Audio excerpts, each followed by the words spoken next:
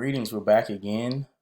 This is Christopher Harris. I am the CEO of HK Ascensions Incorporated, where we specialize in business consulting and in all areas of real estate investing. And today, we're going to talk about leveraging land.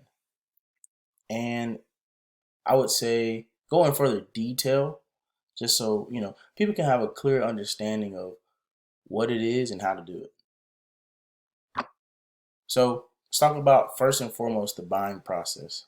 How am I going to buy my first piece of property, or specifically land? First, you have to determine your price range. Everyone's price range is different. We understand that. I understand that. Investors understand that. So first and foremost, you have to understand and determine a price range that works best for you. My price range could be different from your price range. And also your price range should be specific to the location that you're going to purchase that property from. And that brings me to my next point. Doing the absolute best job at making sure you are doing a due diligence. Okay? Doing your due diligence. Well, doing your due diligence means reading and actually diving in and researching what property is best to buy in a specific region and how it can benefit or serve as the best investment option for you. Okay, so what's the first part of due diligence? Location, location, location. Location is, as everyone knows, is one of the, if not the most important part of real estate. The location. Is the area an up and coming area? Is it around schools? Is it around hospitals? What's is there any timber on the land? Is it a farm region? Is it not up and coming? Is it an opportunity zone? All these type of different things are critical to understand when you are purchasing a piece of property. Now, when you purchase that property and when you're looking at that property, you want to do a comparative market analysis.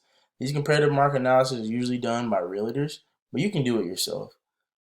Nowadays, they have Zillow, they have all these different applications that you can utilize in order to figure out what type of value is in that market and how can you get the best bang for your buck. After that, in the buying process, you want to look at the permitting. So what permits is the need? How much does it cost for to run a utility line? How much does it cost? Does it is it oil? Not oil, but is it a what we would call is there a water basin nearby? Is it a piece of property that you need to learn run different things when it comes to utilities like electric.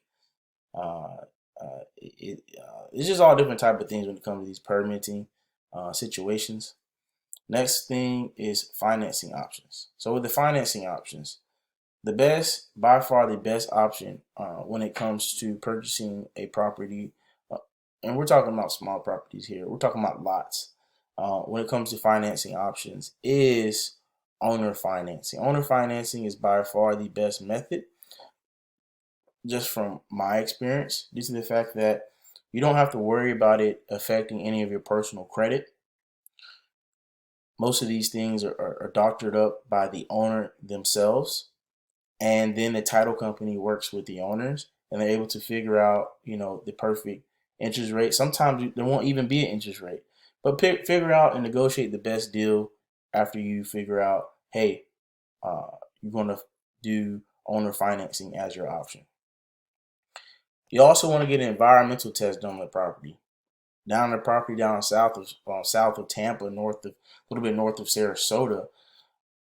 In that area, one of the big things was it a blue jay scrub zone area, which would go back to the permitting situation, and would cost a significant more amount of money to even get your building permit for the property. So you definitely want to check into that. A lot of legalities of that. more fees and that are attributed to that. So you want to dive in on that as well. Survey. You want to get a survey of the property. You want to know exactly what your parcel and how much land you have, and put some indicators out there so when it's time to build, you know exactly what you're working with. The appraisal process.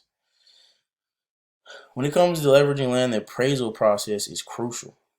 When we're talking about, going in an up and coming area, a lot of times I've came across a situation where you can buy a property for one price, and at closing, once you first got it under contract, at closing, by the time closing came, the property value is already increased during that time period of you doing the permitting and the surveying and all those type of things. Okay, so the appraisal process is crucial because you want to get the best bang for your buck when we get to the end part of leveraging your property. What is the property appraiser looking for? They do a checklist, and they're doing a comparison value, just like we talked about earlier, of other lots and lands in that area. What are they going for? Is there a significant amount of things that need to be done to the property, as far as the utilities and things of that nature? Lot details. When we're talking about lot details, again, does it need to be cleared off already? Has it already been cleared off? These things can increase or decrease the value of your property. And for summary, there's no one equation for determining land value, but there are certain understood factors that increase or decrease what a property is worth. Take into account things like location, current utility hookups, and other overall quality of the land. And final, leverage. So how can we execute the deal? Can land be used as a down payment? This is a question that comes up pretty often in the business world. Can I use my land as a down payment to build on the property? Yes. The answer is absolutely yes. An example: let's say you have a piece of property is valued at $50,000 that you paid for. It's paid for. It's cleared. It's paid off. There's nothing attached to it, and you're going to build a $300,000 house. The total value home plus land is $350,000. So that means the house is $300,000. The piece of the property is $50,000. She explained. So in this scenario, the $50,000 piece of land that you own is the down payment on the $350,000 final value of the home. That's a little more over, or a little more than 14%. Almost reaching what? The PMI, getting rid of the PMI of the 20%. So examples like this are crucial to understand when we're talking about utilizing the down payment or the land used as a down payment. Put it simply, if you already own land, the equity that you have in that land can be used as your down payment for your construction loan. Benefits. Benefits of doing this, they're pretty simple.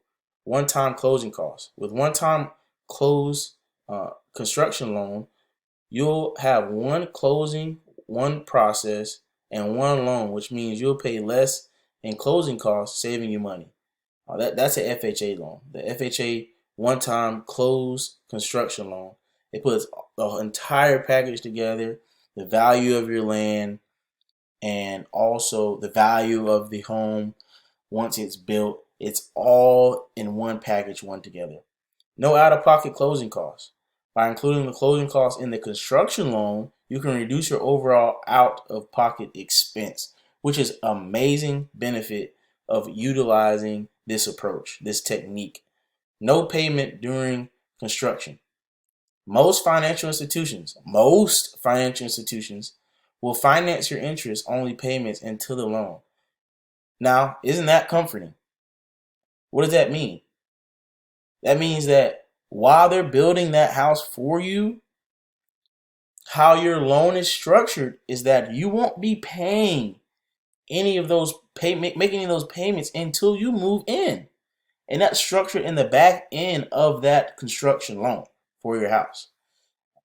Knowing that you don't need to start making house payments until you actually moved into your new home. This is amazing.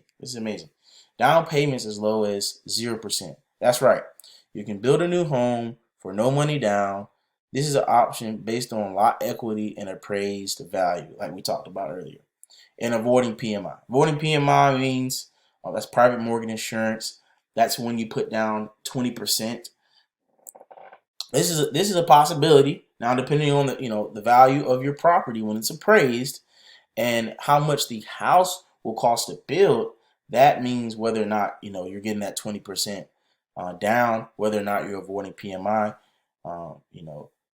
We have financing options that will make you even happier by avoiding any private mortgage insurance payments. When I say we, I mean they. I mean the financial institutions. Thank you so much for listening, and I hope you all learn the value of leveraging property, of owning property, and leveraging it to your best advantage.